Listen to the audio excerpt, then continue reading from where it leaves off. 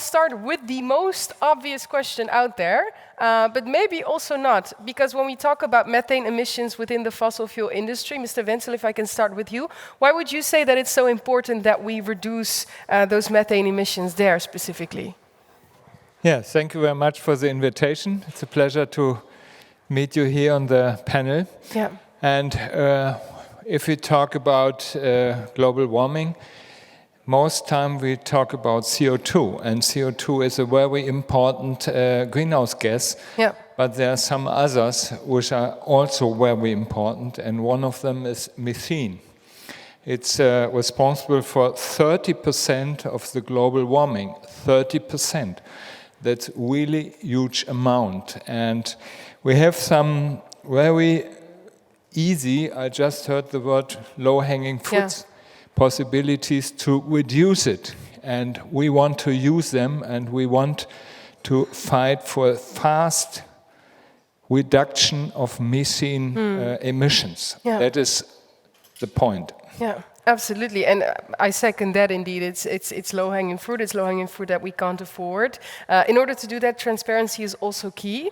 Now, the planned EU regulation on methane emissions, they also plan to reduce it substantially, but also proper monitoring is an important element in that. Mrs. Farini, that's why I would like to go to you, because you're the transparency lead at the International Methane Emissions Observatory. What would you say that the organization's role is on data transparency when it comes to methane emissions? Thank you, and it's wonderful to share the stage with you, Secretary Wenzel, and thanks for the invitation. So, with support from the European Commission and from the German government, the International Methane Emissions Observatory, IMEO, has the mission to provide open, reliable, and actionable data to the individuals who can reduce methane emissions. This is critical to achieve the objectives of the Global Methane Pledge and to keep the 1.5 within reach. So congratulations for the title of the session, because one might wonder, why are we actually discussing the fossil fuel sector in a conference on the energy transition? But this is because as we transition away from fossil fuels, as we triple renewables and double energy efficiency, there is a fruit that is not even low-hanging, it's on the floor and we need to pick it up, and that is reducing methane emissions from the energy sector. Now, luckily, innovation in technologies, research, and increased reporting by the companies that are members of the Oil and Gas Methane Partnership 2.0 have made possible a methane data revolution. And IMEO's role is to harness this data revolution to bring about rapid change. Yeah, because was that an issue in the first place? Because you're saying the fruit is already on the floor, so if I hear that, then I'm like, okay, the next thing we do is pick it up. But you're specifically also bringing in this point on data. So was it an issue that there wasn't enough data to act on it? So the problem is that the industry relies on estimates that have been proven time and again to underestimate real methane emissions levels. And so if we don't know where these emissions actually are, how can companies then mitigate these emissions? They need to have accurate data to do that. Okay, it's for the monitoring as well. Yes, and a powerful example of this data to action approach is MARS, our methane alert and response system. So thanks to MARS, IMEO uses satellites to scan the world for major emitting events. And it provides information on these events to companies and governments who again can take action. That's interesting, And another example, and I'll be brief, another example of how IMEO is advancing this action thanks to data is the methane supply index. This is very relevant in the context of the EU methane regulation because through the methane supply index, IMEO will provide importers like the European Union, like Japan, like Korea, with the possibility to differentiate between different supply chains, and therefore they can take informed decisions on their imports based on the methane content. Okay, that's in there. Thanks also for bringing those concrete examples, because I think that's what we need at this point, right? To be very concrete at it. But I actually want to go back to something that you said at the very beginning of your answer, and that is that you said, well, somebody could think, why are we having this conversation about the fossil fuel industry? But you're saying we're transitioning away from it. There is the EU regulation indeed on methane emissions, and it's supposed to reduce methane emissions. Mr. Wenzel, if I can look to you, one might say if we're transitioning away from fossil fuels either way, that is a legislation like that still needed. What would you say to that? Would you say what's the importance of legislation like that still? Yeah, it would be wishful but not possible to stop the use of fossil fuels tomorrow. So we will, it will need a couple of years to go out of the fossil fuels.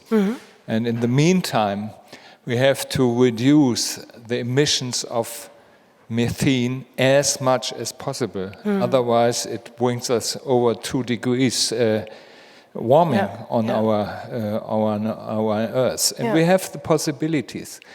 The voluntary reports don't show the emissions we really have.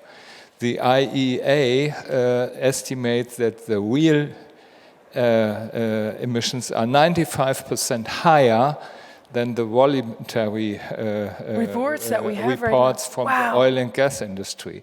And now we have the possibility, Julia mentioned, we have a satellite since 2 weeks. Since 2 weeks? The new one. Okay. The new one is able to look at 80% of the emissions of the oil and gas industry. And we will have 4 more satellites in the next 4 years. And then we can see all emissions all over the world, from the oil and gas industry, from waste management, it's an important source too, and also from the agriculture. And if it's visible, then we can go there and go say, hey, we had a huge emission here with your oil and gas production, and you have to shut down the leaks. And you have to have solutions, and not in 5 years, but now. And that is a real advantage. Very tangible. Honestly, that's amazing. But can I be very honest that I'm still baffled by the number 95%? That's what you said, right? That they were 95. Wow. So 95. From the IEA, this. Wow. Okay. That it's 95% higher than what's being voluntarily reported. Okay, amazing. Since 2 weeks, we got the new satellites. More to come in the upcoming 4 years. So maybe, Mrs. Verini, if I can go to you. Let's take a hypothetical situation. We see like a super emitting event. What can we sort of do to address if it happens, if there's like somebody that frequently has super emitting events? What do we do sort of to address that and actually, tap them on the fingers for it? What needs to happen? So super emitting events are certainly an issue, especially if they happen frequently. Because not only they harm the climate, which is our main concern here, but they also pose a question of accountability and transparency. So as I mentioned, thanks to Mars, IMEO will see these super emitting events and will notify the companies and governments so that they can take action. But it will also make this data publicly available on its platform, not only to showcase successful mitigation, but also to be transparent about the lack of progress in case. Is that enough? I think that's quite sweet, right? If it's just we're still being quite soft on those events, then. If it's just showcasing. No, but I mean, it's informing those who can do something about it. That is the companies, right? Okay, fair. It's bringing the information into the right hands.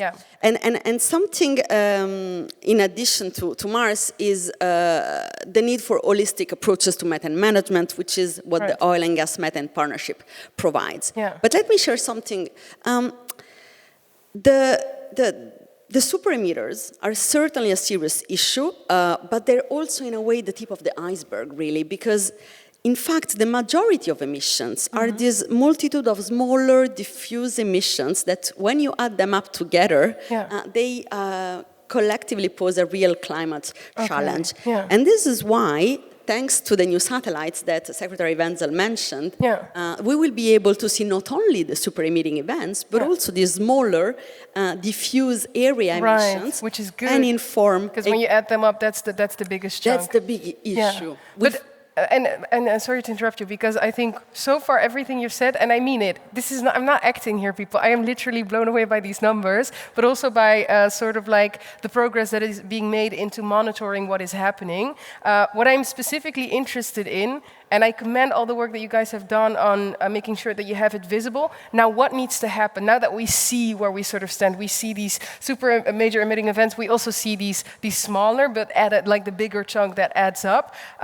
What would you say is needed to sort of accelerate measurements being taken by the industry, to reduce their methane emissions? And same question to you, Mr. Wenzel, in a bit. So even though we talk about a methane data revolution, at IMEO we always say data alone is not enough because it needs to be translated into action. Yeah. And so a couple of elements here. One is that... If you could share one, that would be great. Sorry, only one. Then you've mentioned it, action is possible, the technologies are there, in most cases they're cost effective. So what needs to happen is more companies embracing transparency through the Oil and Gas Methane Partnership. This will give them the information they need to act because they know how to do it. Engineers like to fix things. With the right information at hand, they will fix these emissions, and they are already doing that. So you say we have transparency, and that will lead to transformation. Clear, thank you. Mr. Wenzel, do you have anything to add? Yes, maybe it's interesting to know that we have 130 companies worldwide which are voluntary be a part of this initiative. And we want them to use the new standards, the Oil and Gas Monitoring Partnership 2.0 standard. And we have the experience with different companies. There are companies who are very good with their experience, for I think Norway, for example, or Netherlands, and we have companies from other countries which have 100 times more emissions on the same technology. Wow. And that shows that there are a lot of possibilities to reduce it. And we must identify it with the IMEA system, which Julia mentioned, and we can do that. And now we have the transparency, and I think that will change a lot. Thank you so much. I mean, I could talk with you for much longer because I feel like I'm learning new things and I'm getting insights through you guys. But unfortunately, we're already at the end for this deep dive. I really do want to thank you, though. Can I get a big round of applause, everyone, for Mr. Wenzel and Mrs. Perini? Thank you so much for being here.